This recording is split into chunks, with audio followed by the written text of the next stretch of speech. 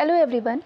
Agriculture, trade and commerce में बचे हुए जितने भी क्वेश्चन हैं उन्हें हम इस वीडियो में कवर करने वाले हैं परीक्षावाड़ी से। और ये सारे क्वेश्चन पिछले 30 वर्षों के क्वेश्चन हैं जो कि बहुत ज़्यादा इंपॉर्टेंट है। बाकी सारी चीज़ों से आप करंट से अपडेट होइएगा।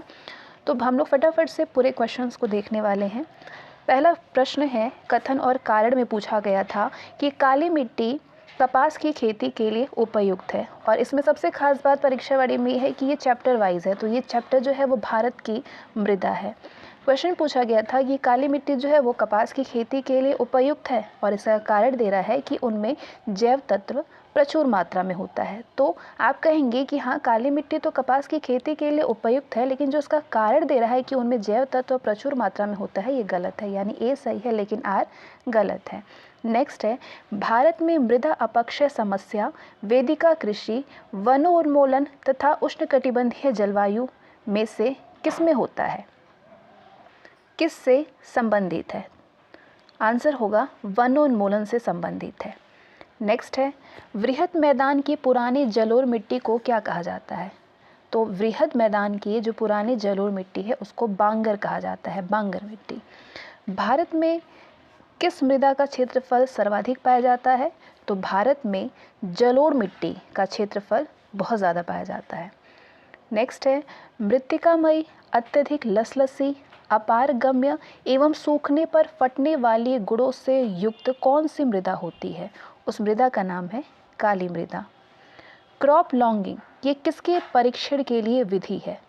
क्रॉप लॉगिंग किसके परीक्षण की एक विधि है? तो आंसर होगा फसल उत्पादन के लिए पौधों की पोषक आवश्यकताओं को जानने के लिए पादप विश्लेषण की एक विधि है क्रॉप लॉगिंग।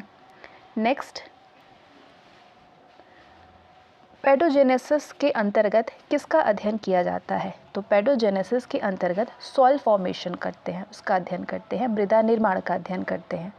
नेक्स्ट, कैलिफोर्निया के वैज्ञानिक आर्नोन के अनुसार पौधों के लिए कुल 16 तत्व आवश्यक माने जाते हैं, एसेंशियल प्लांट न्यूट्रिशंस और एलिमेंट्स, लेकिन अब संख्या कुल 18 तत्व आवश्यकता की श्रेणी में आते हैं। तो बताइए कि वे दो कौन से आवश्यक तत्व हैं जो कि बढ़ाए गए हैं? तो वो है 17वां सोडियम और 18वां है कोबाल्ट। ध्यान रखिए, 17वां सोडियम और 18वां है कोबाल्ट।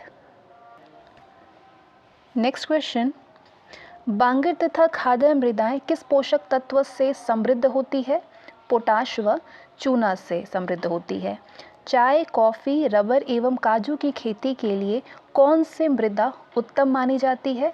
तो चाय, कॉफ़ी, रबर और काजू के खेती के लिए लैटराइट मिट्टी उत्तम मानी जाती है। आर्द्र एवं शुष्क मौसम के क्रमिक परिवर्तन के कारण निक्षालन की सर्वाधिक प्रक्रिया के फलस्वरूप कौन सी मृदा विकसित होती है? उस मृदा का नाम है लैटराइट मृदा। नेक्स्ट है, मैंग्रोव वनस्पति किस मृदा में पाई जाती है? तो मैंग्रोव वनस्पति दलदली मिट्टी में पाई जाती है। बेसाल्ट चट्टान खनिज पर किस मृदा का विकास हुआ है? बेसाल्ट चट्टान खनिज पर काली मृदा का विकास हुआ है। नेक्स्ट क्वेश्चन है, ग्रेनाइट, नीस और सिस्ट जैसी प्राचीनतम परिवर्तित चट्टानों की टूट फूट से किस मृदा का विकास हुआ है? उस मृदा का नाम है लाल मृदा। ग्रेनाइट, नीस और शिस्ट जैसी प्राचीनतम परिवर्तित चट्टानों की टूट फूट से लाल मृदा का विकास हुआ है। एंटीसोल गढ़ के अंतर्गत भारत की कौन सी मृदा रखी गई है? एंटीसोल्स और ऑर्डर के अंतर्गत नवीन जलोढ़ मृदा रखी गई है। नेक्स्ट है, 7वां सन्निकटन मृदा वर्गीकरण की पद्धति अनुसार दक्षिण भारत की काली मृदा किस गढ़ में रखी गई है? किस गढ़ में रखी गई है? वर्टिसोल में रखी गई है। नेक्स्ट, मृदा संगठनानुसार सामान्य मृदा में कार्बनिक पदार्थ की कितनी प्रतिशत मात्रा पाई जाती है? तो 5 से 10% पाई जाती है। नेक्स्ट है, पौधे की वृद्धि सामान्यतः किस मृदा की पीएच के मध्य होती है? तो इस पीएच का पीएच मान है 6 से 7.5। वो मिट्टी जो कि वायु के द्वारा उड़ाकर दूसरे स्थान पर पहुंचा दी जाती है उसे कौन सी उपमा प्रदान की जाती है?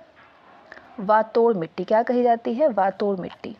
मृदा कणाकार में क्ले कण का विकास कितना होता है? क्ले कण का व्यास होता है 0.002 मिलीमीटर से कम। मृदा परिच्छेदिका में पौधों की अधिकांश जड़ें किस संस्तर में फैली होती है? ए संस्तर में फैली होती है। नेक्स्ट क्वेश्चन, लवणीय तथा क्षारीय मृदा में कौन से फल लगाए जा सकते हैं? लवणीय तथा क्षारीय मृदा में अमरूद, आंवला, फालसा और जामुन आदि लगाए जा सकते हैं। दक्षिणी भारत की काली मृदाएं मृदा के लिए गढ़ संवर्ग का प्रतिनिधित्व करती है। वर्टिसॉल, कौन सा गढ़? वर्टिसॉल। पौधों की वृद्धि सामान्यतः किस मृदा की पीएच मान के मध्य होती है? पौधों की वृद्धि 6 to 7.5 के मध्य। मृदा में खनिज पदार्थ की मात्रा कितनी पाई जाती है? 40 से 45% पाई जाती है मृदा में खनिज पदार्थ की मात्रा। क्ले कण का आकार कितना होता है? क्ले कण का आकार होता है 0.002 mm से कम व्यास का। नेक्स्ट क्वेश्चन, मृदा परिच्छेदिका का कौन सा संस्तर सर्वाधिक उपजाऊ तथा पौधों की दृष्टि से महत्वपूर्ण होता है? ए संस्तर, टॉप सॉइल। किस प्रकार का मृदा जल पौधों के पोष्य दृष्टिकोण से उपयोगी होता है? केशिका जल। किस प्रकार की मृदा में कार्बनिक पदार्थ की मात्रा सर्वाधिक पाई जाती है? तो पीट मृदा में कार्बनिक पदार्थ सर्वाधिक पाई जाती है। औसत रूप में मृदा का कार्बन नाइट्रोजन अनुपात कितना होता है? औसत रूप में मृदा का कार्बन नाइट्रोजन का अनुपात होता है 10 कार्बन या कह सकते हैं 12:1 का अनुपात होता है। पौधों के लिए आवश्यक सूक्ष्म पोषक तत्वों की संख्या वर्तमान में कितनी मानी जाती है? 9। कितनी? 9 मानी जाती है। Copper, zinc, manganese, cobalt, calcium, sodium, ठीक है, इस तरीके से आपके 9 हैं। पौधों के लिए सभी पोषक तत्व प्राप्त होते हैं कहाँ से? ह्यूमस से प्राप्त होते हैं। मुख्य पोषक तत्व नाइट्रोजन पौधों का कितना प्रतिशत भाग बनाता है? 1 से 1.0 to 3.0% बनाता है। दलहनों में वायुमंडलीय नाइट्रोजन के स्थिरीकरण हेतु किस सूक्ष्म तत्व की सर्वाधिक आवश्यकता होती है? मोलिब्डेनम की आवश्यकता होती है। किसकी आवश्यकता होती है? मोलिब्डेनम की।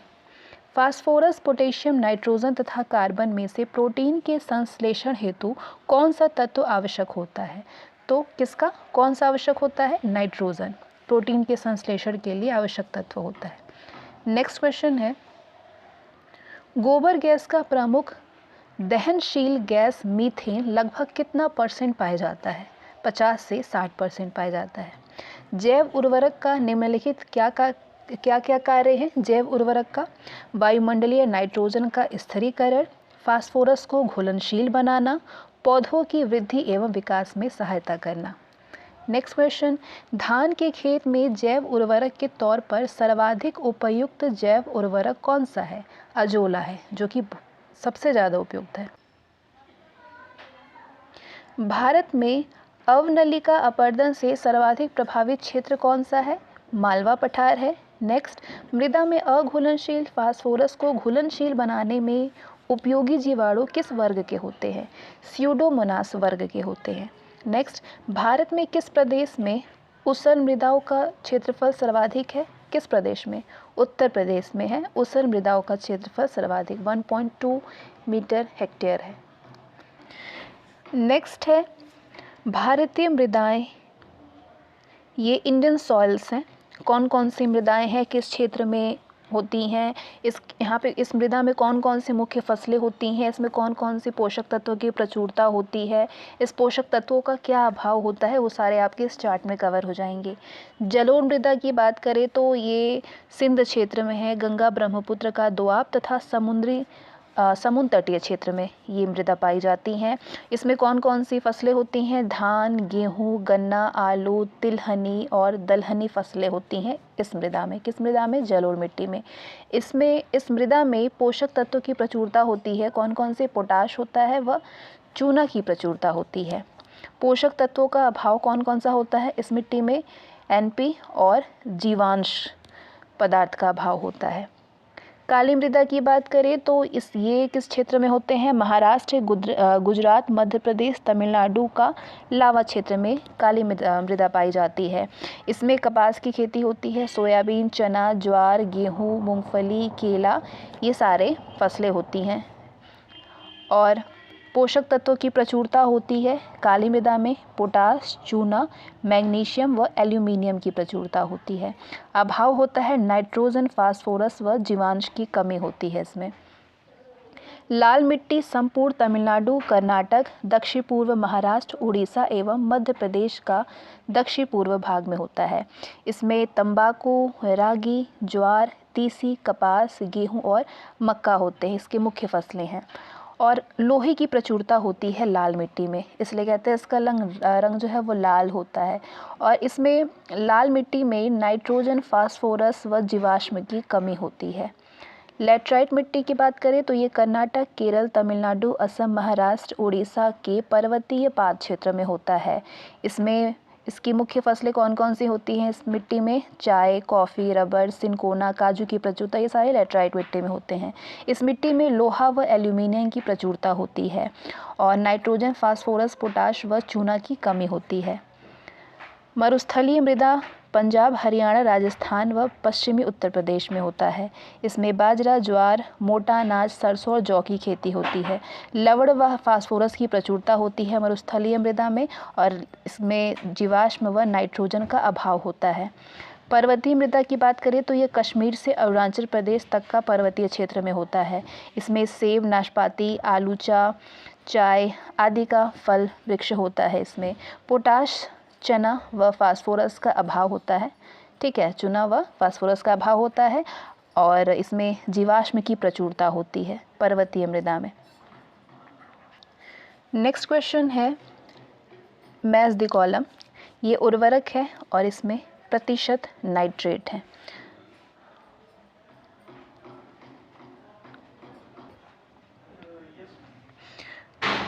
अमोनिया सल्फेट में 20.5% नाइट्रेट होता है। सोडियम नाइट्रेट में 16.0 होता है। कैल्शियम अमोनियम नाइट्रेट में 25.0% नाइट्रेट होता है और यूरिया में 46% जो है नाइट्रेट होता है। अगला प्रश्न पूछा गया था कि अमोनियम सल्फेट, डीएपी, जिप्सम तथा बिना भूजा चूना में क्षारीय मृदा सुधारक है कौन? जिप्सम है। अमोनियम सल्फेट, डीएपी, जिप्सम और बिना भूजा चूना में किसमें क्षारीय मृदा होती है? तो जिप्सम में होता है। नेक्स्ट है अधोलिखित सुमेलित। ये पोषक के प्रकार हैं और इसमें कौन सी पोषक संज्ञा है? पोटाश युक्त उर्वरक में काइनाइट होता है। नाइट्रोजन युक्त उर्वरक में यूरिया। भारी कार्बनिक खाद्य में पोषक संज्ञा है FYM और हल्की कार्बनिक खाद्य को जो पोषक संज्ञा दी गई है वो है बोन मील। हरा सोना तथा झूठा सोना उपमा प्रदान की गई है किसको? हरा सोना अफीम को और झूठा सोना पाइराइट्स को। केंद्रीय मृदा संरक्षण बोर्ड की स्थापना कब हुई थी? केंद्रीय मृदा संरक्षण बोर्ड की स्थापना 1953 में हुई थी। 1 हेक्टेयर बराबर कितना एकड़ होता है? 1 हेक्टेयर बराबर 2.47 एकड़ होता है। अगला प्रश्न पूछा गया था कथन और कारण का कि मृदा प्रदूषण औद्योगिक प्रदूषण की अपेक्षा अधिक खतरनाक होता है और कारण दिया था कि उर्वरक तथा कीटनाशक भोजन श्रृंखला में प्रवेश कर जाते हैं। तो आप कहेंगे कि हाँ, ये दोनों सही है और RA की सही व्याख्या कर रहा है। मृदा पोषण औद्योगिक प्रदूषण की अपेक्षा अधिक खतरनाक होता है क्योंकि उर्वरक तथा कीटनाशक भोजन श्रृंखला में प्रवेश कर जाते हैं। अगला प्रश्न पूछा गया था कि मृदा अपरदन प्रक्रियाओं का सही क्रम बताइए। मृदा अपरदन कैसे होता है? अपस्फुरण अपरदन, परत अपरदन होता है, रील अपरदन होता है, अवनलिका अपरदन होता है। ये क्रम है। कौन सा जीव चावल की फसल के लिए जैव उर्वरक का कार्य कर सकता है? नील हरीश शैवाल कर सकता है। नेक्स्ट, जैव उर्वरक प्रवाल मूल, कवक मूल तथा लाइकेन में से कौन सा एक कवकों और उच्चतर पादपों की जड़ों के बीच उपयोगी साहचर्य होता है? कवक मूल होता है। नेक्स्ट, रेंगूर किसका नाम है? काली मिट्टी का। कॉपर, गंधक, आयरन तथा मैग्नीशियम में से कौन सा तत्व वनस्पति तेल के निर्माण के लिए सहायक होता है? गंधक आवश्यक होता है वनस्पति तेल के लिए। सहायक होता है। क्लोरोफिल की संरचना में कौन सा तत्व आवश्यक होता है? मैग्नीशियम। भारतीय मृदा में सामान्यतः किस तत्व का अभाव पाया जाता है? नाइट्रोजन का अभाव पाया जाता है भारतीय मृदा में। राइजोबियम प्रजातियों में कौन सी प्रजाति सोयाबीन के जड़ों में गांठें बनाती है? कौन सी प्रजाति? Rhizobium japonicum. ये सोयाबीन के जड़ों में गांठें बनाती है, राइजोबियम जैपोनिकम। नेक्स्ट सूची फर्स्ट है और सेकंड है। एजोस्पाइरिलम ये घास कुल के फसलों की जड़ों के भीतर और जड़ों पर उगता है। क्या नाम है? एजोस्पाइरिलम। एजोटोबैक्टर ये युक्ताजीवी नाइट्रोजन यौगिकारी जीवाणु होते हैं। वैम फास्फोरस अंतर्ग्रहण में सहायता करता है। और एजोला प्लवमान जलीय फर्न होता है। ठीक है, ये सारे जो क्वेश्चन है ये आपके वनडे से लेकर के यूपीएससी तक के क्वेश्चन है, इसलिए आपको हर तरीके के क्वेश्चन इसमें मिल रहे हैं। पिछले 30 वर्षों के सारे प्रश्न एक बार और से इसको देख लीजिए। एजोस्पाइरिलम ये घास कुल के फसलों की जड़ों के भीतर और जड़ों पर उगता है। एजोस्टोबैक्टर ये युक्ताजीवी नाइट्रोजन यौगिकारी जीवाणु होते हैं। वैम फास्फोरस अंतर्ग्रहण में सहायता करता है। एजोला प्लवमान जलीय फर्न है। नेक्स्ट है वो दलहनी फसल जिसमें कि प्रायः मैदानी क्षेत्रों में सहजीवी नाइट्रोजन स्थिरीकरण नहीं होता है, वो दलहनी फसल का नाम है फ्रेंच बीन। क्या नाम है? French bean. लेग हीमोग्लोबिन पाई जाती है लेग्यूम मूल ग्रंथियों में। वर्मी कल्चर में प्रयुक्त वर्म कौन होता है? थ्रेड वर्म होता है। चिकने मृदा कणों की सतह कैसी होती है? ऋणात्मक आवेशित होती है, निगेटिवली चार्ज होता है। ठीक है, मृदा कणों से संबद्ध रहते हैं क्या? धनायाद कैशन। नेक्स्ट क्वेश्चन, उच्च धनायन विनिमय क्षमता लक्षण है चिकने मृदा कणों का। हाई कैशन एक्सचेंज कैपेसिटी किसकी होती है? चिकने मृदा कणों का होता है। मृदा से जल के साथ बह जाने की सामान्यतः प्रवृत्ति होती है ऋणायनों में। बलुई मृदा प्रायः पोषक तत्वों से न्यून होती है। क्यों होती है? क्योंकि धनायन व ऋणायन दोनों ही मृदा कणों से संबद्ध नहीं रहते हैं। नई सुधारी गई उसर में हरी खाद के लिए उपयुक्त फसल क्या है? ढेंचा। किस मृदा को कम सिंचाई की आवश्यकता होती है क्योंकि वह मृदा नमी को रोक के रखती है? वो है जलोढ़ मृदा। जलोढ़ मृदा को कम सिंचाई की आवश्यकता होती है। भारत में मृदा संरक्षण के संदर्भ में निम्नलिखित प्रचलित पद्धतियाँ कौन कौन सी हैं? भारत में मृदा संरक्षण के लिए कौन कौन सी पद्धतियाँ हैं? सस्यावर्तन यानी क्रॉप रोटेशन होता है। सैंड फेंसेस होता है यानी बालू की बाड़ होती है। विंड ब्रेक्स होता है यानी वायु रोध होता है। तो ये सारी पद्धतियाँ भारत में मृदा संरक्षण के लिए प्रचलित हैं। नीले हरे शैवाल की कुछ जातियों की अधोलिखित विशेषता उन्हें जैविक खाद्य के रूप में वर्धित करने में सहायक है। तो कौन सी विशेषता है? उनमें ऐसी क्रियाविधि होती है जो कि वायुमंडलीय नाइट्रोजन को ऐसे नए रूप में परिवर्तित कर देती है जिसे फसल के पौधे आसानी से ग्रहण कर सकते हैं। नीले हरे शैवाल की जातियों की विशेषता ये है कि उनमें ऐसी क्रियाविधि होती है जो कि वायुमंडलीय नाइट्रोजन को ऐसे रूप में परिवर्तित कर देती है जिससे कि फसल के पौधे आसानी से ग्रहण कर सकते हैं। तो ये वो विशेषता है जिससे कि खाद्य के रूप में वर्धित करने में सहायक होता है। मृदा का लवणी भवन मृदा में एकत्रित सिंचित जल के वाष्पीकृत होने से पीछे छूटे नमक और खनिजों से उत्पन्न होता है। तो सिंचित भूमि पर लवणी भवन का क्या प्रभाव पड़ता है? ये कुछ मृदाओं को अपारगम्य बना देता है। नेक्स्ट क्वेश्चन है, पुंडी नमक तैरती ठोस भूमि मिजोरम, नागालैंड, मणिपुर तथा असम में से किस राज्य में पाई जाती है? पुंडिस मणिपुर में पाई जाती है। क्लाइमेटिक, बायोटिक, एडेफिक तथा टेपोग्राफी में से कौन सा मृदा से संबंधित है? एडेफिक। एडेफिक मृदा से रिलेटेड है। पर्णीय छिड़काव के लिए सबसे प्रचलित उर्वरक है यूरिया। नेक्स्ट चैप्टर है पशुपालन एवं दुग्ध उद्योग। अब इस टॉपिक से क्वेश्चन मिलेगा जो कि पिछले 30 वर्षों में आए हुए हैं। संसार में सर्वाधिक भैंसों की संख्या कहाँ पाई जाती है? भारत में पाई जाती है। भारत में संपूर्ण दूध उत्पादन में सर्वाधिक योगदान किस संवर्ग के पशुओं का है? भैंस का है। संतुलित आहार के निमित्त एक व्यक्ति को प्रतिदिन कितना दूध लेने की संस्तुति होती है? 226 ग्राम। नेक्स्ट, सघन पशु विकास कार्यक्रम किस पंचवर्षीय योजना में शुरू किया गया था? तृतीय पंचवर्षीय योजना में। भारत में ऑपरेशन फ्लड कार्यक्रम के जनक के रूप में किसे जाना जाता है? डॉक्टर वर्गीस कुरियन को। संसार में सर्वाधिक दूध उत्पादक गो नस्ल के रूप में कौन सी नस्ल सुप्रसिद्ध है? Holstein Friesian. गो नस्ल के रूप में ये नस्ल सुप्रसिद्ध है। क्या नाम है? Holstein Friesian. सर्वाधिक दूध उत्पादक। सर्वाधिक वसा की मात्रा किस नस्ल की भैंस में प्राप्त होती है? उस नस्ल का नाम है भदावरी। भदावरी नस्ल की भैंस में प्राप्त होती है सर्वाधिक वसा की मात्रा। मैरिनो नामक प्रजाति से सर्वाधिक ऊन प्राप्त होता है। किस प्रजाति से? मैरिनो से।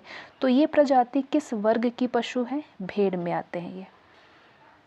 घी क्या है? घी बकरी है।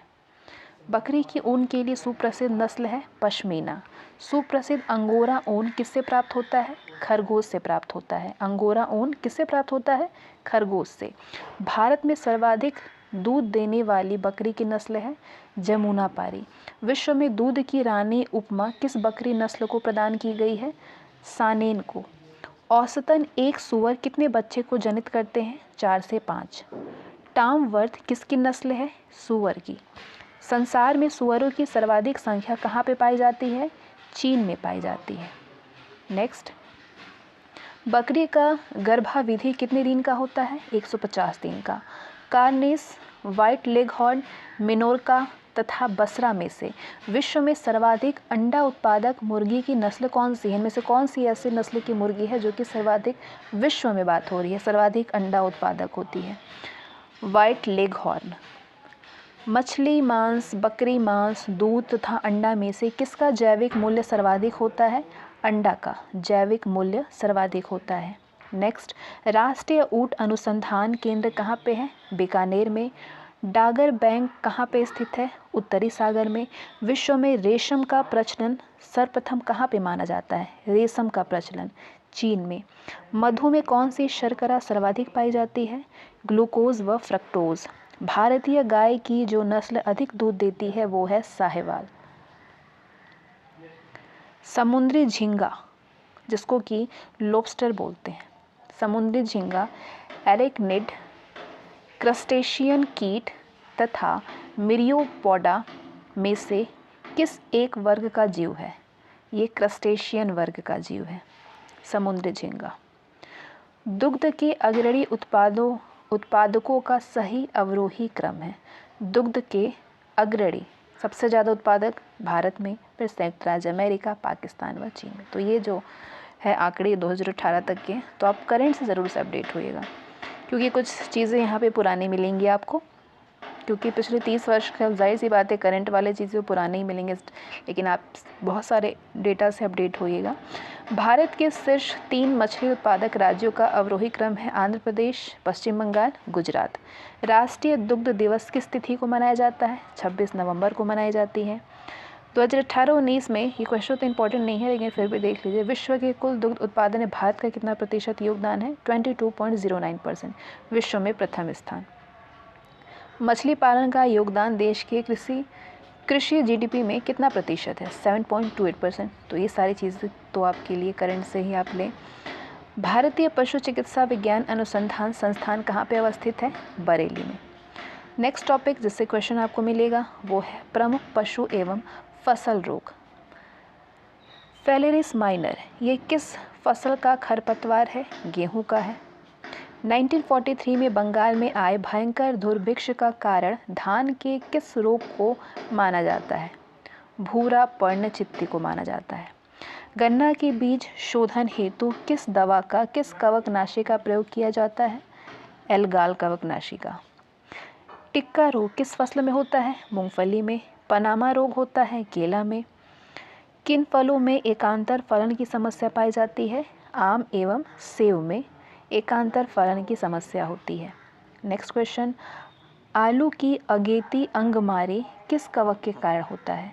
आलू की अगेती अंगमारी अल्टरनेरिया सोलेनाई के कारण होता है। किस कवक के कारण? उस कवक का नाम है अल्टरनेरिया सोलेनाई। ब्लैक हार्ट रोग आलू में किस तत्व की कमी से होता है? जो ब्लैक हो जाता है आलू में, वो भंडारण में ऑक्सीजन की कमी के कारण होता है। नेक्स्ट, वाइट बर्ड रोग किस तत्व की कमी से होता है? जिंक की। विटावैक्स का प्रयोग किया जाता है गेहूं एवं जौ फसलों के स्मट तथा रस्ट रोगों के नियंत्रण हेतु बीजोपचार के रूप में। प्लांट वैक्स का प्रयोग किया जाता है विभिन्न फसलों के स्मुट तथा रस्ट रोगों के रोकथाम के लिए। भारत में किस कवकनाशी से गन्ने की पोरियों का उपचार किया जाता है? एरिटान, एल्गाल एवं एवेटिट के द्वारा किया जाता है। एरिटान, एल्गाल एवं एवेटिट के द्वारा भारत में कवकनाशी से गन्ने की पोरियों का उपचार किया जाता है। नेक्स्ट क्वेश्चन है, पायरिल्ला मक्का, कपास, ज्वार तथा गन्ना में से किस फसल की कीट है? गन्ना का पायरिल्ला। सैनिक कीट किस फसल की कीट है? धान का। गुलाबी कीट किस फसल को बेकार कर देता है? कपास को गुलाबी कीट बेकार कर देता है, कपास की फसल को। मकड़ी में कितने जोड़ी टांगे पाई जाती हैं? 4 जोड़ी टांगे पाई जाती हैं। Next, match the column. Ranikhet रोग होता है वायरस जनित। मिल्क फीचर कैल्शियम की कमी से होता है। थनैला रोग जो होता है वो जीवाणु होता है, बैक्टीरिया की वजह से जीवाणु जनित रोग है। और गिलराइट जो है ये कवक जनित रोग है। कृमिनाशक दवाओं के रूप में किसका प्रयोग नहीं किया जाता है? बोरिक अम्ल का। विषैले प्रभावों को दूर करने वाली औषधियों को क्या कहते हैं? एंटीडोट। खुरपका एवं मुंहपका, पोकनी, निमोनिया तथा फाउल पॉक्स में से कौन वायरस जनित रोग नहीं है? निमोनिया वायरस जनित नहीं है, बाकी सारे वायरस से होते हैं। नील जिह्वा रोग किन पशुओं से संबंधित है? गाय, भैंस व बकरी में ये रोग होता है नील जिह्वा रोग। वो कौन सा ज्वर है जिसमें शरीर का तापक्रम कम हो जाता है? मिल्क फीवर, जिससे कि ये ऐसा फीवर है जिससे कि शरीर का तापक्रम कम हो जाता है। टाइफॉइड, क्षय रोग, बाटुलिज्म तथा हैजा में से वो कौन सा रोग है जो कि प्रायः बड़े पक्षियों में ही फैलता है? टाइफॉइड ये बड़े पक्षियों में फैलता है। स्ट्रिप कप परीक्षण किस रोग से संबंधित है? थनैला से। सफ़ेद गिडार यानी वाइट ग्रब कीट मुख्यतः किस फसलों को क्षति पहुंचाती है? मूंगफली को। सफ़ेद गिडार कीट ये मूंगफली की फसल को क्षति पहुंचाती है। पोकनी यानी राइंडर पेस्ट ये किस प्रकार के कारक द्वारा होता है? वायरस के। कॉक्सीडियासिस यानी खूनी दस्त जो कि प्रोटोजोआ के द्वारा फैलता है, ये किसका प्रमुख रोग है? मुर्गियों में होता है ये रोग। 2,4-D है एक खरपतवारनाशी। टिक और माइट वास्तव में होते हैं मकड़ी वंशी। अधोलिखित कथन सत्य है। पहला, गोल कृमि के अलग अलग लिंग होते हैं, ये सही है। फाइलेरिया सूत्रकृमि एनिलिडा है, गिनी कृमि एनिलिडा है। ये तीनों ही कथन जो परीक्षा में ऑप्शन में दिए होंगे उसमें से ये तीनों बिल्कुल सही है। क्या क्या? गोल कृमि के अलग अलग लिंग होते हैं, फाइलेरिया सूत्रकृमि एनिलिडा है, एनिलिडा और गिनी कृमि एनिलिडा है। नेक्स्ट क्वेश्चन है, मूंगफली में पोलीफली यानी हॉलो हार्ट इसका रोग किसकी कमी से होता है? मूंगफली में कैल्शियम की कमी से होता है। फाइलोडी तिल और कैस्टर राम तिल तथा सूरजमुखी में से किसका एक महत्वपूर्ण रोग है? तिल का। काला हस्ती नामक महत्वपूर्ण रोग का कारक है जीवाणु। मेंढक की आंख जैसी पत्ती पर धब्बा रोग सोयाबीन में किसके द्वारा उत्पन्न होता है? कवक के द्वारा। धान की सफ़ेद वाली बनाई जाती है तना छेदक के द्वारा। धान की सफ़ेद किसके द्वारा बनाई जाती है? तना छेदक के द्वारा। आगे इस चार्ट में आप देखेंगे वो फसलें जिनमें कौन कौन से रोग होते हैं, रोग का कारक क्या होता है, उसका नियंत्रण कैसे किया जाता है। धान की बात, ये सारे अभी आप पहले देखेंगे खरीफ फसलें। खरीफ फसलों में धान की अगर बात करें तो इसमें कौन सा रोग होता है, कौन सा कारक होता है? पत्ती का भूरा धब्बा हो जाता है, जो कि यूपीपीएससी से पूछे गए प्रश्न हैं, इंपॉर्टेंट है ये। और ये हेलीमिंथोस्पोरियम ओराइजी होता है, और इसमें कौन कौन सा, धान में कौन कौन से रोग होते हैं? जीवाणु झुलसा होती है, ये भी इंपॉर्टेंट है, कई बार पूछा गया है। शीत झुलसा, झोंका और खैरा, ये सारे जो रोग हैं, कारक हैं, ये इसका नियंत्रण कैसे होता है? खड़ी फसल में zinc manganese carbamate 2 kilogram per hectare छिड़कें। झुलसा में जीवाणु झुलसा में 500 ग्राम कॉपर ऑक्सीलोराइड प्लस 15 ग्राम स्ट्रेप्टोसाइक्लिन यानी जैसे कि जेंथोमोनास ओराइजी कहते हैं, इसकी आवश्यक पानी में 2 से 3 छिड़काव प्रति हेक्टेयर रोग दिखने पर खड़ी फसल में करिए। और शीत झुलसा में 1 किलोग्राम बारवेंडाजिम 100 लीटर पानी में घोल करके प्रति हेक्टेयर छिड़कें। और झोंका में शीत झुलसा की भांति ही करनी है जैसे शीत झुलसा में जो किया गया था। और खैरा में ये जस्ते की कमी से होता है खैरा, और इसलिए इसमें 5 किलोग्राम जिंक सल्फेट और 25 किलोग्राम भूजा चूना 1000 लीटर पानी में 1000 लीटर पानी प्रति हेक्टेयर में छिड़कना है। तो ये 5 रोग होते हैं धान में। मक्का की बात करें तो इसमें तुली सीता रोग होता है, डाउनी मिल्ड्यू, ये zinc manganese carbonate 2.5 kilogram per hectare आवश्यक पानी में घोल करके छिड़के। और पत्तियों का झुलसा रोग में भी इसी की भांति छिड़कना है। और तना सड़न जो रोग होता है मक्का में, इसमें 10 ग्राम स्ट्रेप्टोसाइक्लिन अथवा 50 किलोग्राम एग्रीमाइसिन अथवा 100 ग्राम प्लांटोमाइसिन पर हेक्टेयर को छिड़कना है। मक्का में कौन कौन से रोग होते हैं? तुलसीता रोग, पत्तियों का झुलसा रोग, तना सड़न। धान में पत्ती का भूरा धब्बा, जीवाणु झुलसा, शीत झुलसा, झोंका और खैरा रोग होता है। अगली खरीफ फसल है बाजरा। बाजरा में कौन कौन सा रोग होता है? अरगट होता है, कंडुआ होता है, हरित बाल होता है। अरगट कैसे नियंत्रण पाएं इस रोग से? बीज बोने से पहले 20% नमक के घोल में डुबो करके स्केलेरेशिया को स्वस्थ बीज से अलग कर दें तथा फूल आने पर मैनकोवेज की 2 किलोग्राम मात्रा पर हेक्टेयर का छिड़काव करें 75%। कड़ुआ रोग जो बाजरा में होता है, इसके नियंत्रण के लिए रोगग्रस्त बालियों को अलग कर दें और उसमें कार्बोक्सिन या बेटावैक्स से 2 ग्राम पर किलोग्राम बीज दर से बीजोपचार करके बो दीजिए। कंडुआ और हरित जो बाल होती हैं ये रोग, इसको भी अरगट की भांति, अरगट में जो प्रोसेस होता है इसके नियंत्रण के लिए सेम वैसे ही हरित बाल में भी जो ग्रीन ईयर हो जाता है उसमें भी ऐसे ही करना है। ज्वार में कंडुआ रोग होता है, इसका भी उपचार यानी नियंत्रण इसको बाजरा की भांति करना है, बाजरा में जैसे करना है बिल्कुल वैसे ही। मूंगफली में टिक्का रोग होता है और ड्राई रूट रोग होता है यानी चारकोल रोट भी इसको बोलते हैं। टिक्का रोग का नियंत्रण खड़ी फसल में 2 किलोग्राम जिंक मैग्नीज कार्बोमेट के 2 से 3 छिड़काव 10 दिन पर करिए, इससे टिक्का रोग में नियंत्रण होता है मूंगफली के। और मूंगफली में ड्राई रूट रोग जो होता है या चारकोल रोग जिसको बोलते हैं, इसके नियंत्रण के लिए बीज शोधन करें, खेत में नमी बनाए रखें और लंबी अवधि का फसल चक्र बनाएं। सोयाबीन में पीला चित्रवर्ण रोग होता है यानी येलो मोज़ाइक वायरस होते हैं, इसके नियंत्रण के लिए शुरू में इंडोसल्फान 1.25 लीटर प्रति हेक्टेयर अथवा रोगोर या फास्फोमिडान का घोल छिड़कें। तिल में फाइलोडी रोग होता है और फाइटोप्थोरा झुलसा भी होता है।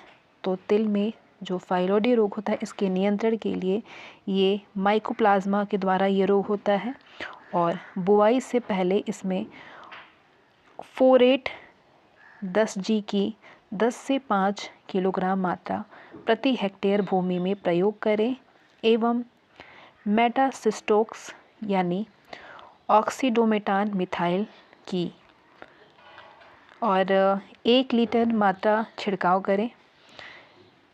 वहीं फाइटोप्थोरा झुलसा जो रोग होता है तिल में, इसके उपचार के लिए मतलब इसके नियंत्रण के लिए इसमें 3 किलोग्राम कॉपर ऑक्सीक्लोराइड प्रति हेक्टेयर 2 से 3 बार छिड़कें।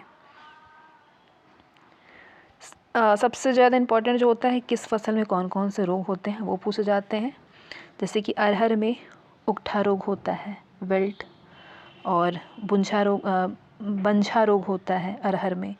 तो ये जो रोग होता है ये ज्वार के साथ अरहर इसमें मिलवा दी, अथवा सब फसल पद्धति से इसे उगाएं, या फिर 3 से 4 वर्ष तक उस खेत में अरहर ना लें, अथवा थीरम प्लस उसमें कार्बोडाज, मतलब किसके अनुपात में, 2:1 के अनुपात में इन दोनों को 3 ग्राम प्रति किलोग्राम बीज से उपचारित करके बोएं।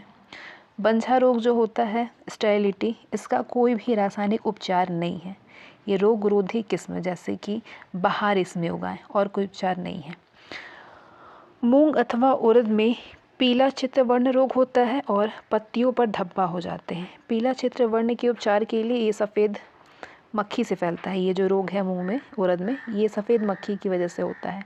तो इसलिए इसे रोकने के लिए किसी कीटनाशी के 2 से 3 बार छिड़काव कर दिए। जैसे कि कौन कौन से कीटनाशी छिड़काव, डाइमिथोएट 1 लीटर, अथवा फास्फोमिडान 85% 250 मिलीलीटर प्रति हेक्टेयर में कर छिड़के। पत्तियों में जो धब्बा हो जाता है वो 3 किलोग्राम कॉपर ऑक्सीक्लोराइड प्रति हेक्टेयर के 10 दिन के अंतर में 2 से 3 बार छिड़काव करने से ठीक हो जाते हैं। इसके बाद नेक्स्ट क्वेश्चन,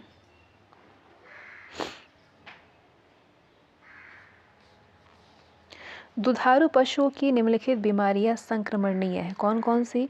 फूट एवं माउथ रोग, anthrax, black water, cowpox. Next question, गल्ला गोदाम यानी ग्रेन स्टोरेज में अनाजों पर लगने वाली प्रमुख फफूंदी कौन सी है? कैंडिडा। बग आई रॉट किसकी बीमारी है? टमाटर के फल की। मेज़ोकॉलम फसल है और इन फसल में कौन कौन सी बीमारी होती हैं? आलू में झुलसा रोग होता है, ब्लाइट। ज्वार में कड़ुआ रोग होता है, स्मट। बाजरा में अरगट रोग होता है, तिल में फाइलोडी होता है। कथन और कारण। कथन है, शाकनाशी उपयोगी पौधों को बिना क्षति पहुंचाए अपतृणों को नष्ट कर सकते हैं। और इसका कारण दे रहा है कि अपतृणों एवं फसली पौधों के द्वारा शाकनाशी भिन्न भिन्न दरों पर अवशोषित होते हैं। नहीं, ए सही है लेकिन आर गलत है। ब्लास्ट, टिक्का, डस्ट एवं रस्ट में से कौन सा गेहूं की फसल का रोग है? रस्ट गेहूं की फसल में होता है। तो अब तक खरीफ फसलों के रोग देखे आपने और इसका उपचार कैसे करें वो जाना आपने। अब रबी फसल में कौन कौन से रोग होते हैं और इसके कैसे उपचार करें, कौन सा रोग होता है वो सारे जानेंगे आप इस चार्ट में। गेहूं में करनाल बंट रोग होता है, अनावृत कंडुआ होता है, सेहू होता है, अल्टरनेरिया ब्लाइट होता है, और गेरुआ या रतुआ रोग होता है, झुलसा रोग होता है। तो इसका उपचार कैसे करें? करनाल बंट का उपचार, बीज को 2.5 ग्राम थीरम अथवा बावस्टीन प्रति किलोग्राम बीज दर से उपचारित करके बोएं। अनावृत कंडुआ को बीज बोने से पहले कार्बोक्सिन या विटावैक्स की 2.5 ग्राम दवा प्रति किलोग्राम बीज से उपचारित करें। सेहू रोग जो है, और सारे के साइंटिफिक नेम भी है करनाल बंट का, नियोवोसिया इंडिका, अनावृत का लूज स्मट, इसे इंग्लिश में लूज स्मट बोलते हैं। साइंटिफिक नेम हो गया असिटेना लागोन्यूडा टेट्रिसाई। असिटेना नहीं, अस्टेलागो न्यूडा टेट्रिसाई। सेहू का एगोइना टेट्रिसाई। इसके उपचार के लिए ये एगोइना टेट्रिसाई नेमेटोड यानी सूत्रकृमि के द्वारा होता है। बीज बोने से पहले 2% इसमें नमक के घोल से उपचारित करें। अगला रोग जो गेहूं में होता है वो है अल्टरनेरिया ब्लाइट, झुलसा रोग।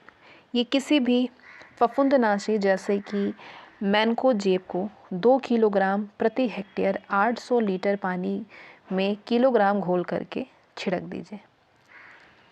गेरुआ या रतुआ, ये झुलसा की भांति इसका भी हम उपचार कर सकते हैं। झुलसा को गेरुई की भांति उपचार करिए, जैसे कि गेरुई का उपचार हुआ था। बिल्कुल वही, ये भी, इसकी भी नियंत्रण की विधि है।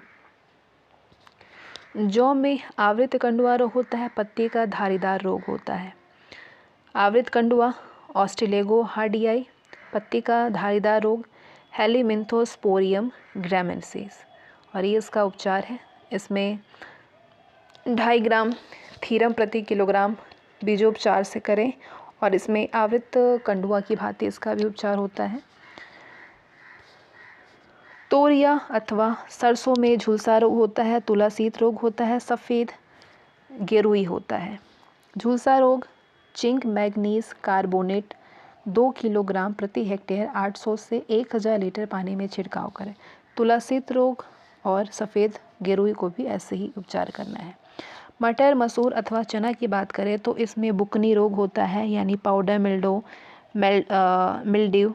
इसमें 3 किलोग्राम गंधक पाउडर प्रति हेक्टेयर छिड़कना है। रतुआ रोग यानी रस्ट जो है, इसमें मैनकोजेब 2 किलोग्राम पर हेक्टेयर छिड़कें। उकठा रोग में बीजोपचार 2.5 ग्राम कार्बेंडाजिम प्रति किग्रा बीज से। तुलासीत रोग होते हैं, सफ़ेद विगलन होता है, झुलसा रोग होता है और बीज गलन होता है इसमें। और अन्य फसलों की बात करें तो आलू में झुलसा रोग होता है, गन्ने में तना सड़न होता है। आलू में जो झुलसा रोग होता है वो मैनकोजेब 2 किलोग्राम पर हेक्टेयर के 2-3 छिड़काव 10 से 15 दिन के अंदर करने पर ये रोग ठीक हो जाता है। गन्ना में तना सड़न होती है, तो इसलिए इसमें निरोग बीज गन्ना इसमें बोएं। कोलेट्रोइम फाल्केटम। टमाटर में पर्णकुंचन रोग होता है, भिंडी में पीत शीरा मोजैक होता है, आम में गुच्छा रोग होता है, ब्लैक टिप होता है, एकांतर फलन समस्या होती है। ये इंपॉर्टेंट है, दोनों पूछा गया है कई बार। आम में रोग गुच्छा रोग होता है, एकांतर फलन रोग होता है, स्पॉन्जी रोग होता है, ये पूछा जा चुका है। एथ्रेक्नोज होता है। जो ब्लैक टिप रोग होता है आम में, वो कोयली रोग होते हैं, और एथ्रेक्नोज ये कवक के द्वारा होता है, ठीक है। और ये दोनों वायरस जनित रोग हैं। केला में पनामा रोग होता है, कई बार पूछा जा चुका है, ये कवक जनित है, फसल चक्र इसका बदले। बंची टॉप वायरस जनित है। सेब में स्कैब रोग होता है, एकांतर फलन समस्या होती है। नेक्स्ट क्वेश्चन है, किस जीव में वो घटना पाई जाती है जिसमें कि मादा मैथुनोपरांत नर को मार देती है? वो जीव है मकड़ी। Match the column. पेरिथियान कीटनाशक होता है, आइसोप्रोटोन तीड़नाशक होता है, बॉडी मिक्सचर फफूंदी नाशक होता है, ऑक्सीन वृद्धिकारक होता है। नेक्स्ट, पादप रोगों का सबसे अधिक उत्तरदायी कारक है फफूंदी। उत्तरीय मैदानी क्षेत्रों में वर्तमान में गेहूं की मुख्य बीमारी है कौन सी? करनाल बंट। चाय में प्याले नुमा पत्ती रोग का क्या कारक है? सल्फर की कमी से होता है कपिंग टी। नेक्स्ट, विभिन्न फसलों के प्रमुख रोगजनक। कैजुअल ऑर्गेनिज्म, ये फसल है, ये रोग है, ये रोगजनक है। धान में टुंगो रोग होता है, टुंगरो रोग होता है। इसके कैजुअल ऑर्गेनिज्म है राइस टुंगरो वायरस। आभासी कंड होता है धान में। इसके रोगजनक हैं क्लेविसेप्स ओराइजा सोटाइवा। क्या है, कौन सा रोगजनक का नाम क्या है? Claviceps oryzae sativa. धान में उदबट्टा होता है जिसके जनक है इफेलिस ओराइजा। गेहूं में गेरुई रोग होता है अथवा किट्टर बोलते हैं, पीला किट्टर होता है। इसके ऑर्गेनिज्म हैं पक्सीनिया स्टिफार्मिस। गेहूं में गरुई रोग जो होता है, इसमें वो भूरा किट्टर जो इसमें लग जाता है, ब्लैक रस्ट, उसके रोगजनक है पक्सीनिया रिकांडिटा।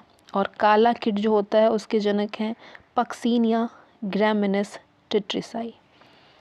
बाजरा में अरगट होता है रोग, कंड रोग हो जाता है, हरी बाल रोग हो जाता है। तो बाजरा में जो अर्गट रोग होते हैं उसके रोग जनक हैं क्लोविसेप्स फ्यूसिफार्मिस कंड के, टोलिप्सोप्रियस या टॉली पोस्पोरियम पेनिसेलिस, और हरी बाल जो रोग होता है इसके जनक हैं स्क्लेरोस्पारे ग्रैमिनी कोला, स्क्लेरोस्पारे ग्रैमिनी कोला। राई सरसों में सफ़ेद गरुई रोग होता है, सफ़ेद गरुई रोग होता है, मृदुदोमिल आसिता होता है, और जो ज़्यादातर ये पूछे जाते हैं सफ़ेद गेरुई रोग। इसके रोग जनक हैं एल्विगो कैंडिडा, एल्विगो कैंडिडा।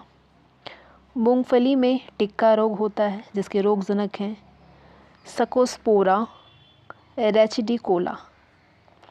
मूंगफली में और भी रोग होते हैं, पंड अंगमारी होता है, जीवाणु उकठा होता है, जड़ सड़न हो जाती है मूंगफली में। तो ये सारे उनके क्या हैं, रोग जनक हैं। पंड अंगमारी के क्लेट्रोटाइकम डिपेटिटम डिमेटम, जीवाणु उकठा के स्यूडोमोनास सोलनेसिरम, जड़ सड़न के रोग जनक हैं स्क्लेरोशियम रेल्फसी, फाइटोप्थेरा पैरासिटिका, स्कोस्पोरा रिसिनेला। नेक्स्ट,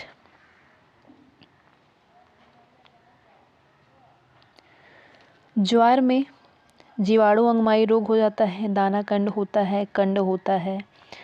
जीवाणु अंगमारी के रोग जनक हैं स्यूडोमोनास एड्रोपोगैनी, दाना कंड के स्फैसिलोधिका सोधाई, कंड के अस्टिलेगोमाइडस। मक्का में जीवाणु तना विगलन रोग हो जाता है, बी स्टॉल्क रोग, जिसके रोग जनक है इरविनिया क्राइसेंथमी। चना में उकटा रोग होता है विल्ट, जिसके रोगाणु रोग जनक हैं इसके फ्यूजेरियम स्पी। मटर में उकठा रोग होता है जिसके रोग जनक हैं फ्यूजेरियम ऑक्सिस्पोरम पाइसी, जड़ विगलन के पीथियम अल्टमी। चुर्नील आसिता रोग होता है मटर में, रोग जनक है एरिसाइफी पोलिगोनी। अरहर में उकटा रोग होता है फ्यूजेरियम ऑक्सिस्पोरम। कपास में उकटा रोग होता है, मूल गांठ होती है, जीवाणु अंगमारी होती है। जीवाणु अंगमारी के रोग जनक हैं जेंथोमोनास कंप्रेस्ट्रेस मालवेसेरम। गन्ना में उकटा लाल सड़न हो जाती है, लालधारी हो जाती है, कंड हो जाता है। लाल सड़न के रोग जनक हैं कोलेटोट्राइकम फाल्केटम।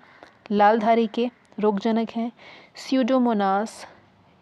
सीडोमोनास रियूबिलनस, और कंड के हैं अस्टिलेगोसिटामिना। तंबाकू में कौन कौन से रोग होते हैं, जो बहुत इंपॉर्टेंट है वो आप देखिए, लेकिन हो सकता है बाकी पूछे जाएं। तंबाकू में पर्ण कुंचन होता है, कोढ़ हो जाता है, आर्द्रपतन होती है, श्याम वर्ण होता है। आर्द्रपतन जो है उसके रोग जनक है पीथियम स्पी। आलू में कोढ़, पत्ती से कोड़ना, पछेता झुलसा, अगेता झुलसा, ये सारे रोग हो जाते हैं। रोग जनक हैं फाइटोफ्थोरा इन्फेस्टेंस अल्टेनिया सोलेनाई। अरहर में उकटा रोग होती है। सोयाबीन में चारकोल विगलन हो जाता है, रोग जनक हैं माइक्रोफोमिना फैसियोलाई। और कौन कौन से रोग होते हैं, जीवाणु अंगमारी होती है, पर्ण में दाग लग जाते हैं। नेक्स्ट क्वेश्चन है, धान का हरा पत्ती फुदका प्राथमिक वाहक है किसका, टुगरो रोग का। आगे है ये रोग और पौधों का निम्न युग्म। वंचिटॉप होता है केला में, काला किट होता है गेहूं में, रेड रॉट होता है गन्ना में। प्रतिबंधित कीटनाशक है BHC। नेक्स्ट, गेहूं में गेहूंसा होता है, आलू में पिछैती झुलसा होता है, बाजरा में अर्गट रोग होता है। दूध का धवल रंग किसकी उपस्थिति के कारण होता है, कैसीन की। अगला कथन है बीजों को बोने के पहले फफूंद रोधी में भिगो देना चाहिए। बीजों को बोने से पहले कह रहा है। और इसका कारण क्या दे रहा है कि बिना फफूंद रोधी में भिगोए बीजों में अंकुरण नहीं होता है। नहीं, ये गलत है, कारण गलत है लेकिन कथन सही था। नेक्स्ट क्वेश्चन है, पौध संरक्षण संगरोध एवं भंडारण निदेशालय कहाँ पे अवस्थित है? फरीदाबाद में, हरियाणा में। आगे चैप्टर बढ़ने से पहले, टॉपिक बढ़ने से पहले यहाँ पे विभिन्न फसलों के कीट नियंत्रण दिए हुए हैं, उनको आप एक एक नज़र में देख लीजिए। ये चीज़ें उतनी इम्पॉर्टेंट नहीं है लेकिन आप पॉज करके देख सकते हैं। मैं आपको सिर्फ कीट बताने वाली हूँ। धान में कौन सा कीट होता है? गंधी कीट होता है, पत्ती लपेटक, तना छेदक, हरे अथवा सफ़ेद फुदके, हिस्पा कीट, जड़ की सुंडी, सैनिक कीट। ठीक है, गोब गिडार होता है। सैनिक कीट ये बाल काटने वाला कीट होता है जिसके लिए क्लोरपायरीफॉस का इस्तेमाल किया जाता है 1.5 लीटर प्रति हेक्टेयर छिड़के। मक्का बाजरा में कीट कौन कौन से होते हैं? तना छेदक, पत्ती लपेटक, टिड्डा, कमला कीट। ज्वार में प्ररोह मक्खी, तना छेदक, ईयर हेड मेस, माइट होता है। मूंगफली में सफ़ेद गिडार, दीमक लग जाते हैं।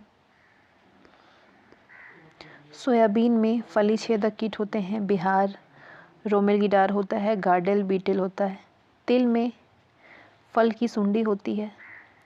अंडी में कैस्टोर सैमेलूपर होते हैं।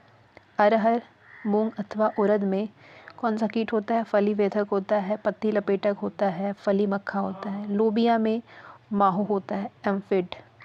सरसों अथवा तोरिया में माहू कीटक होता है, इस कीटक का नाम है माहू, एम्फिड। बालदार गिडार होता है। कपास में गुलाबी कीट होता है, धब्बेदार सुंडी, पत्ती लपेटक कीट होते हैं। ठीक है, आलू में ट्यूबर मॉथ, माहू। गन्ना में पायरिला, तना छेदक, सफ़ेद मक्खी कीट होता है।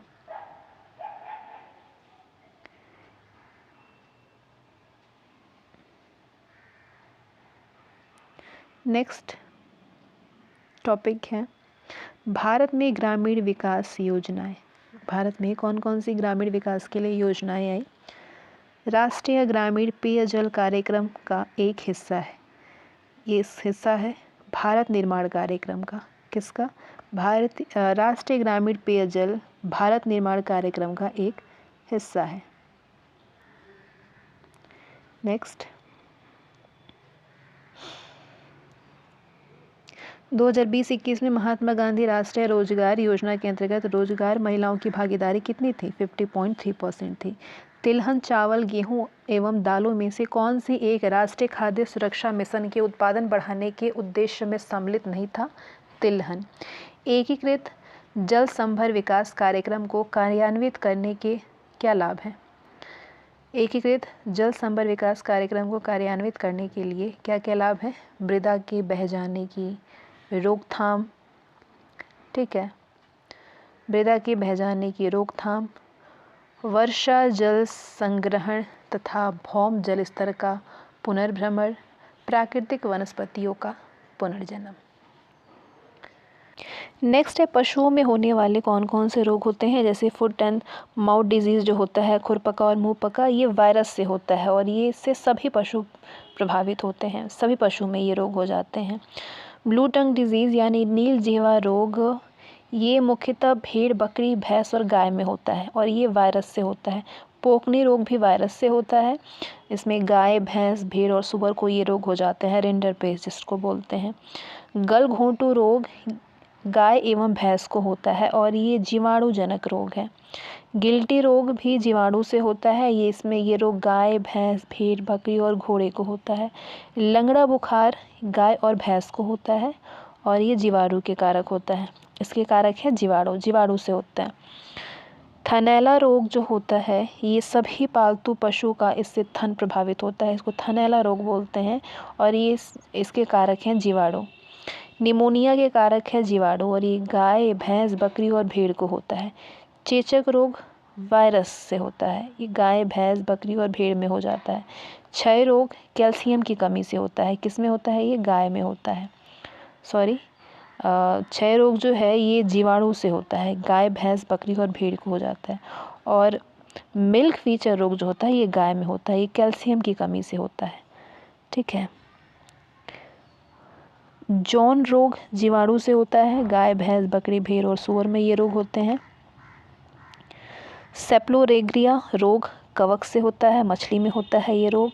इसके साथ ही मछली में गिल रॉट होता है और ये रोग कवक से होता है।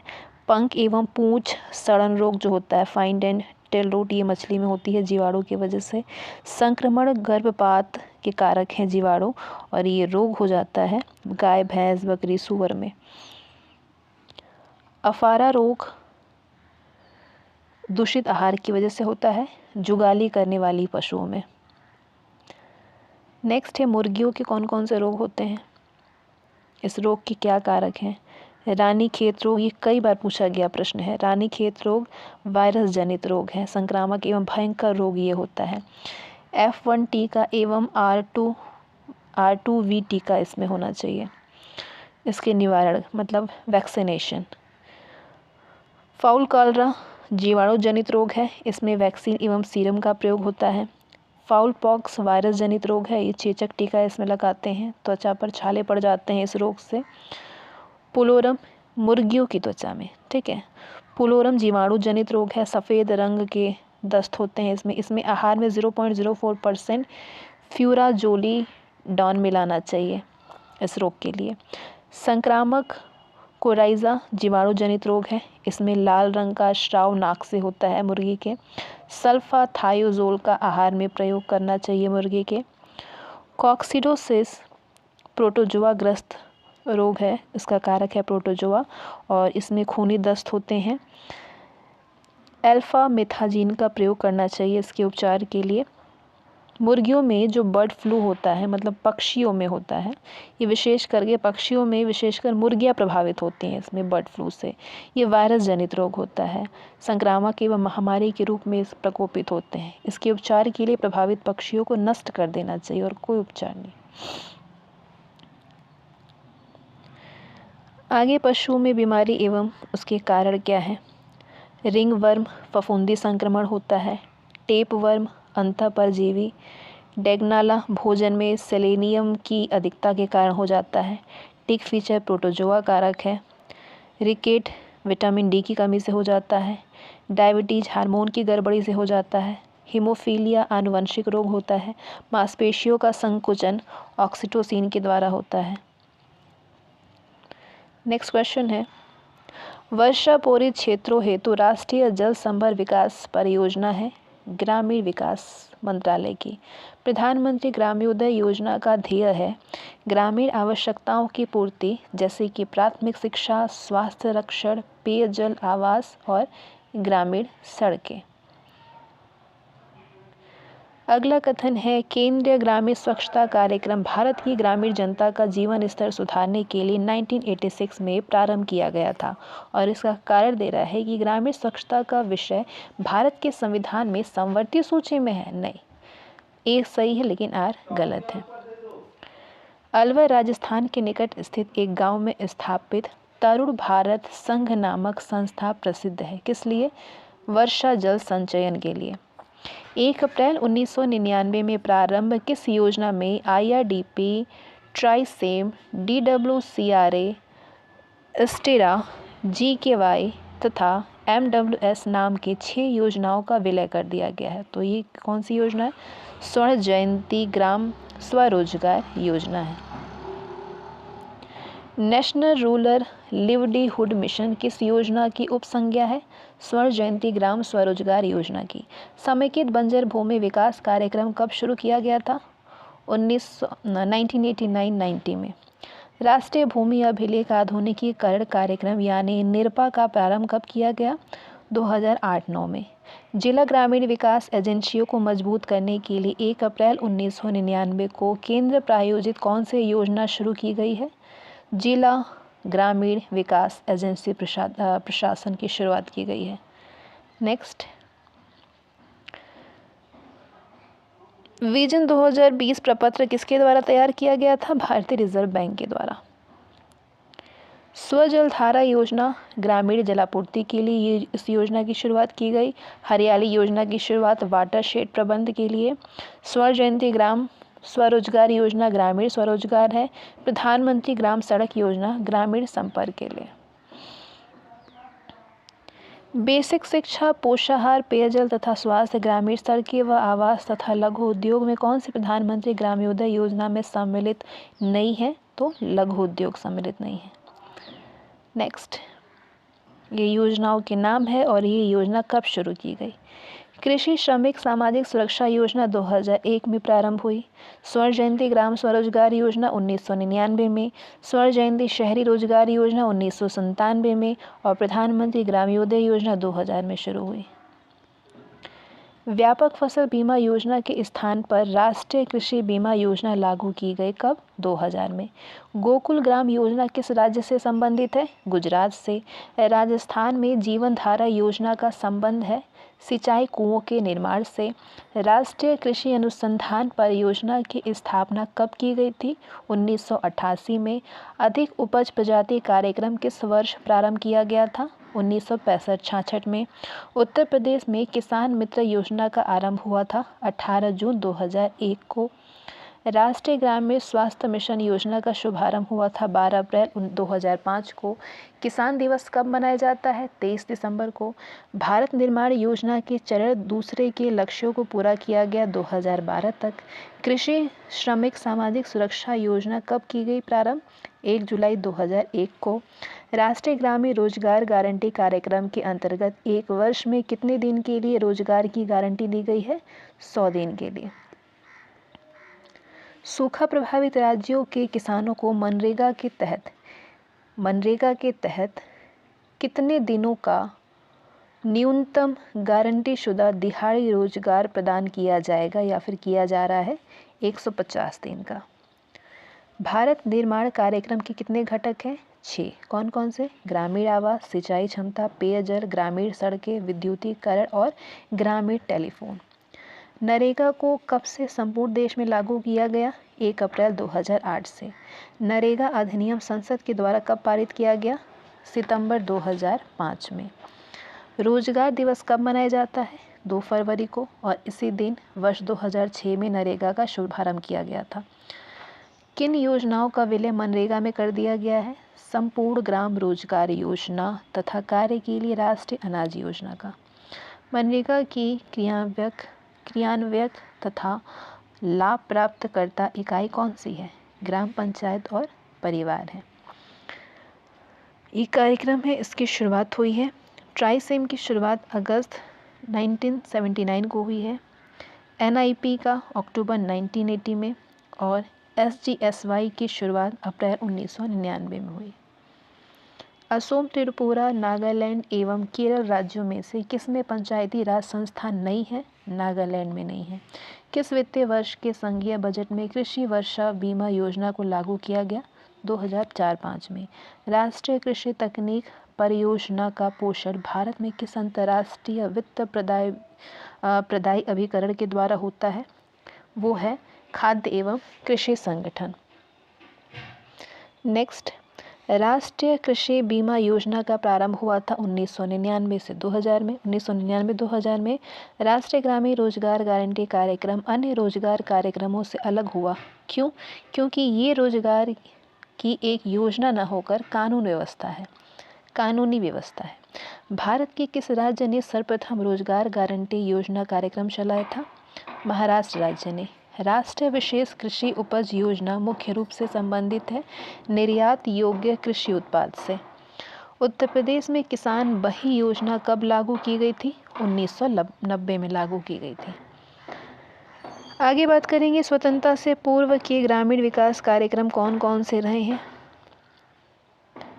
ग्रामीण विकास कार्यक्रम और ये प्रारंभ करने वाले नाम हैं, ये सारे स्वतंत्रता से पूर्व ग्रामीण विकास कार्यक्रम है। आदर्श ग्राम योजना 1903 में प्रारंभ हुआ था और ये सर डेनियल हैमिल्टन के द्वारा ये प्रारंभ करने वाले नाम हैं, सर डेनियल हैमिल्टन। श्री निकेतन योजना 1920 में प्रारंभ हुआ, रविन्द्रनाथ टैगोर प्रारंभ करने वाले हैं।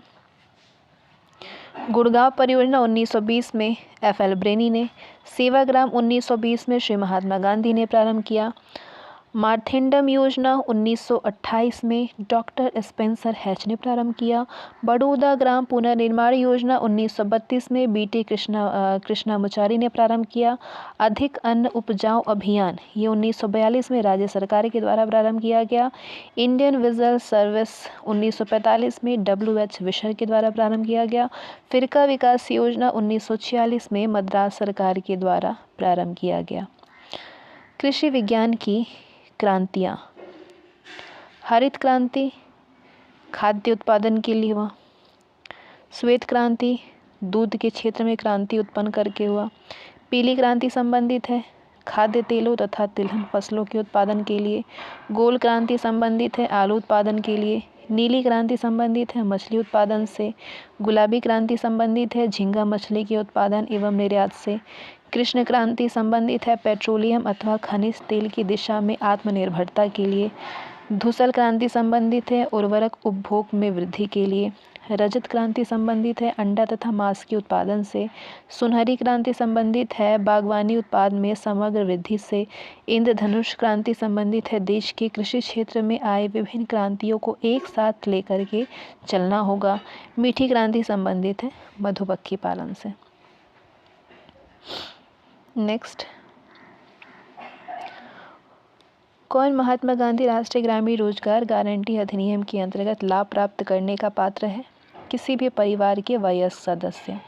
आम आदमी बीमा योजना के संदर्भ में निम्नलिखित कथन सत्य हैं। इस योजना के अंतर्गत बीमाकृत व्यक्ति भूमिहीन ग्रामीण कुटुंब के परिवार का मुखिया अथवा कमाऊ सदस्य होना चाहिए। योजना में बीमाकृत व्यक्ति के कक्षा 9 से 12 के बीच पढ़ रहे 2 बच्चों तक के लिए छात्रवृत्ति का प्रावधान है। राष्ट्रीय ग्रामीण स्वास्थ्य मिशन के संदर्भ में प्रशिक्षित सामुदायिक स्वास्थ्य कार्यकर्ता आशा के निम्नलिखित क्या क्या कार्य हैं? स्त्रियों को प्रसव पूर्व देखभाल एवं जांच के लिए स्वास्थ्य सुविधा केंद्र साथ ले जाना, पोषण एवं प्रतिरक्षण के विषय में सूचना देना।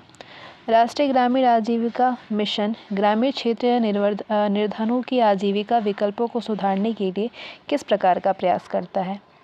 स्वयं सहायता समूहों को सशक्त बनाकर और कुशल विकास की सुविधाएं प्रदान करके। प्रथम भूमि विकास बैंक की स्थापना 1920 में कहाँ पे हुई थी? झांग, पंजाब में। हाल ही में कृषि मंत्रालय के द्वारा किसान पायलट कार्यक्रम आरंभ किया गया। ये कार्यक्रम किस उद्देश्य से आरंभ किया गया है? फसल बीमा वितरण के लिए। भारत सरकार कृषि में नीम आलेपित यूरिया उपयोग को क्यों प्रोत्साहित करती है?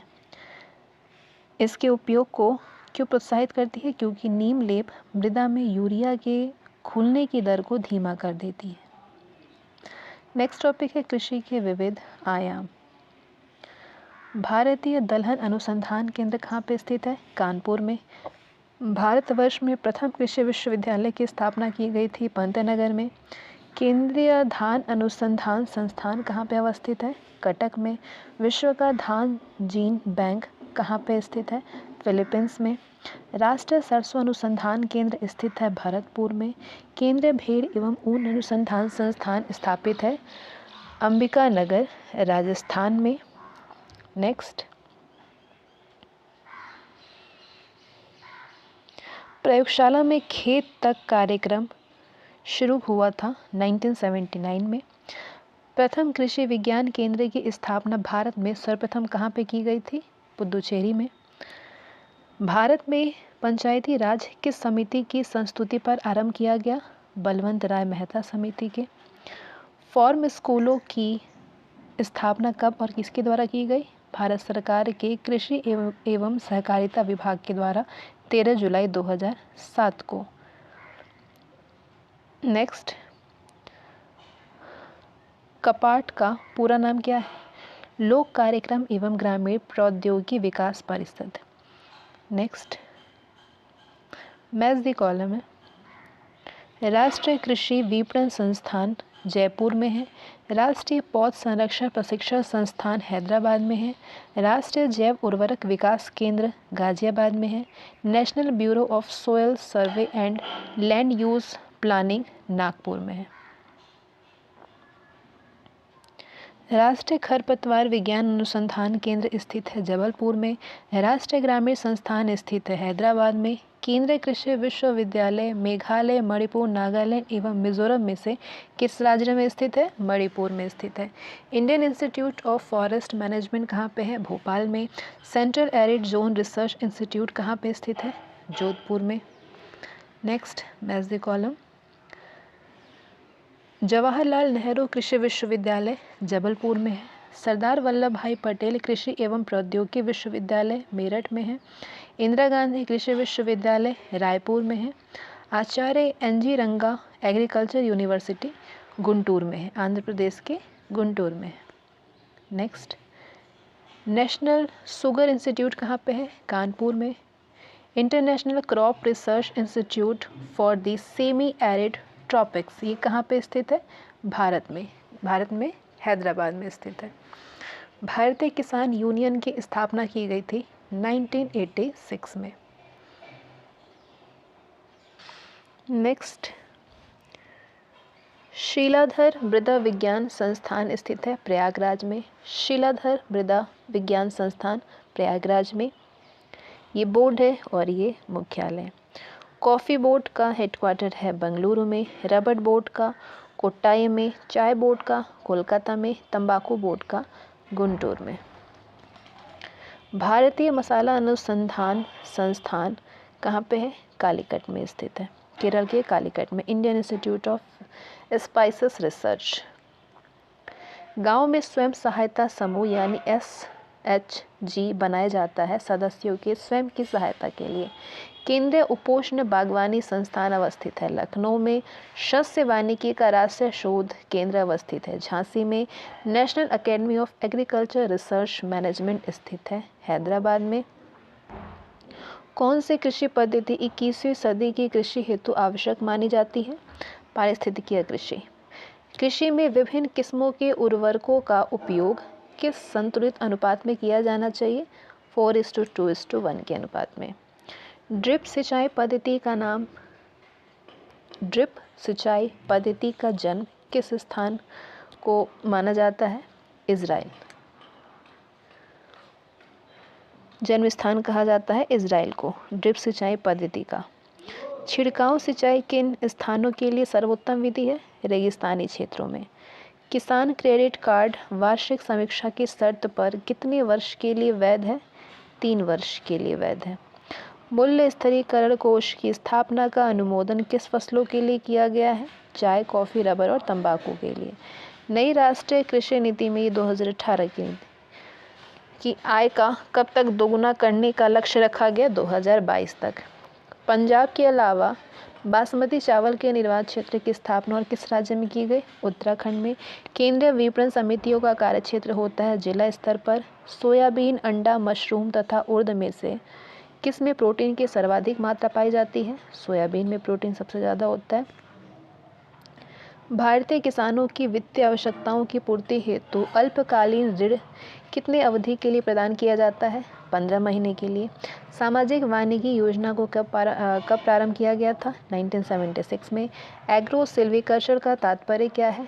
फसलें और ईंधन वृक्ष। मिट्टी के मटके का प्रतीक चिन्ह किससे संबंधित है? पर्यावरण संरक्षण से। मिट्टी के मटके का प्रतीक चिन्ह संबंधित है पर्यावरण संरक्षण से। इंडियन इंस्टीट्यूट ऑफ पेट्रोलियम कहाँ पे है? देहरादून में।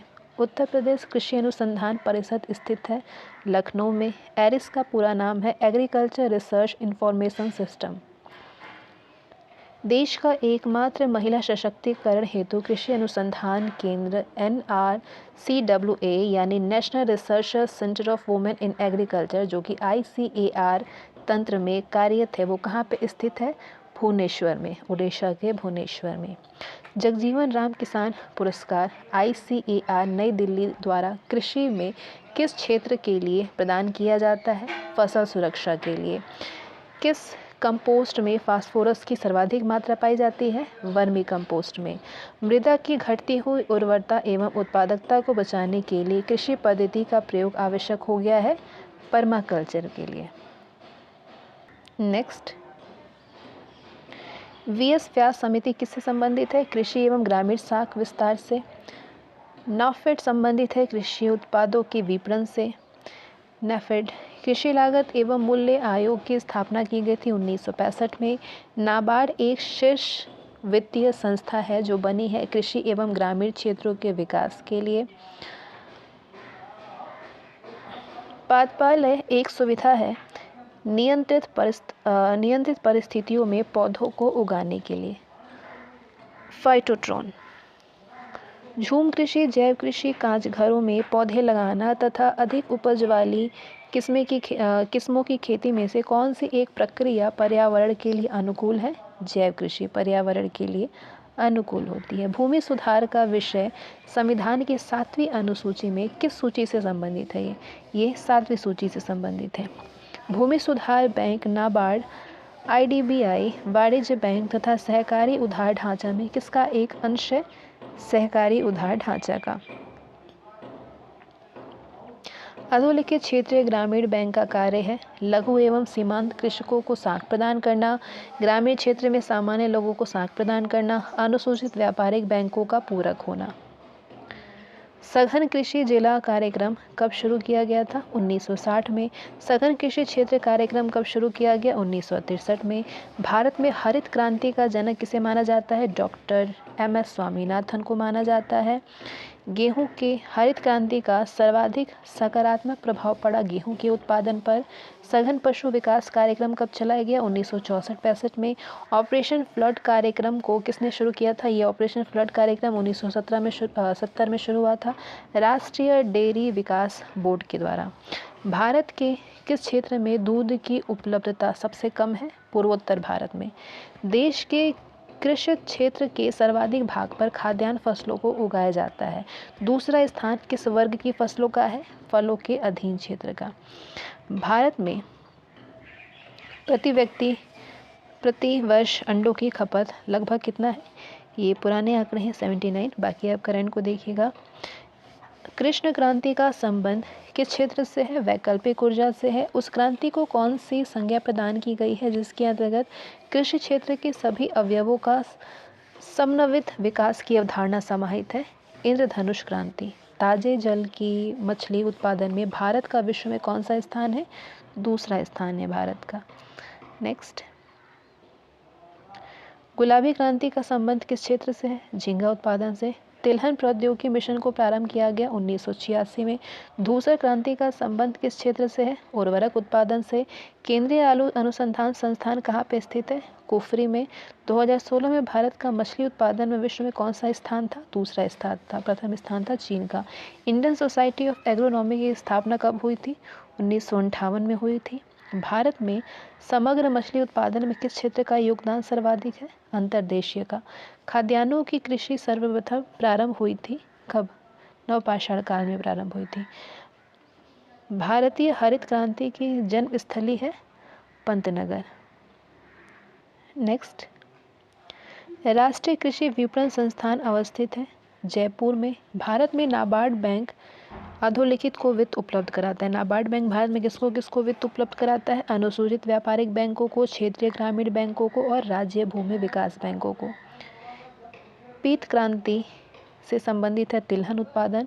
1995-96 में स्थापित ग्रामीण अवस्थापना विकास कोष का हिसाब कौन रखता है? राष्ट्रीय कृषि एवं ग्रामीण विकास बैंक रखता है। वाटर जेट टेक्नोलॉजी का उपयोग होता है सिंचाई में। वर्मी कल्चर में प्रयुक्त वर्म होता है अर्थवर्म। नॉर्मन ऑनरेस्ट बोरलॉग जो कि हरित क्रांति के जनक के रूप में माने जाते हैं, ये किस देश से हैं? संयुक्त राज्य अमेरिका से। भारत में हरित क्रांति का जनक किसे कहा जाता है? एम.एस. स्वामीनाथन को कहा जाता है। कौन सा केंद्रीय मंत्रालय जैव डीजल यानी बायोडीजल मिश्रण का कार्यान्वयन नोडल मंत्रालय के रूप में कर रहा है? ग्रामीण विकास मंत्रालय। वैश्विक जलवायु परिवर्तन के संदर्भ में मृदा में कार्बन प्रक्षालन अथवा संग्रहण में इनमें से कौन सी कृषि पद्धतियाँ सहायक होती हैं? समुच्चयवाद, अनुपस्थयन और शून्य जुताई। पीड़कों को प्रतिरोध के अतिरिक्त अधोलिखित वे संभावनाएं हैं जिनके लिए आनुवंशिक रूप से रूपांतरित पादपों का निर्माण किया गया है। तो ये कीट है पीड़कों, इसके प्रतिरोध के अतिरिक्त सूखा संवहन, सूखा सहन करने के लिए उन्हें सक्षम बनाना, उत्पाद में पोषकीय मान बढ़ाना और उनकी शेल्फ लाइफ बढ़ाना। भारत में बीटी बैगन के प्रवेशन पर लोगों के विरोध के क्या कारण हैं? ये आशंका है कि बीटी बैगन के उपभोग का स्वास्थ्य पर विपरीत प्रभाव पड़ सकता है। ये भी चिंता है कि बीटी बैगन के प्रवेशन से जैव विविधता पर विपरीत प्रभाव हो सकता है। Match the column. खाद्य उत्पादन की वृद्धि हरित क्रांति से संबंधित है, दुग्ध उत्पादन श्वेत क्रांति से संबंधित है, मत्स्य पालन नीली क्रांति से संबंधित है और उर्वरक भूरी क्रांति से संबंधित है। कथन है कि पारंपरिक खेती की आधुनिक वैज्ञानिक खेती पर रूपांतर में हरित क्रांति की तकनीक की महत्वपूर्ण भूमिका रही है और इसका कारण दे रहा है कि इसमें सामाजिक एवं पर्यावरणीय लागत सम्मिलित नहीं होती है। तो ए और आर दोनों वैसे तो सही है, लेकिन इसका स्पष्टीकरण सही नहीं कर रहा है। ड्रिप सिंचाई के क्या लाभ हैं? ड्रिप सिंचाई के लाभ हैं कि खरपतवार में कमी होती है, मृदा अपरदन में कमी, जल का अनुकूलतम उपयोग और त्वरित बीजोद्भवन, ये लाभ होती है ड्रिप सिंचाई के। सदाबहार क्रांति भारत में कृषि उत्पादन बढ़ाने के लिए उपयोग में लाई गई है। किसके द्वारा? MS स्वामीनाथन के द्वारा। और इसके साथ ही आपके कृषि एवं एग्रीकल्चर ट्रेड एंड कॉमर्स आपके यहीं पे ख़त्म होते हैं। परीक्षावाड़ी से पूरे 30 वर्षों के प्रश्न आपके यहाँ पे कवर हो गए हैं और इसके अलावा आपको इसके लिए करंट अफेयर एग्रीकल्चर के लिए देखना ज़रूरी है और इसके बाद आपके बहुत सारे क्वेश्चन आपके करंट एग्रीकल्चर से तैयार हो जाएंगे। So thanks for watching this video. और परीक्षावाड़ी के पूरे ही परीक्षावाड़ी में ऑल सब्जेक्ट को कवर कर दिया गया है।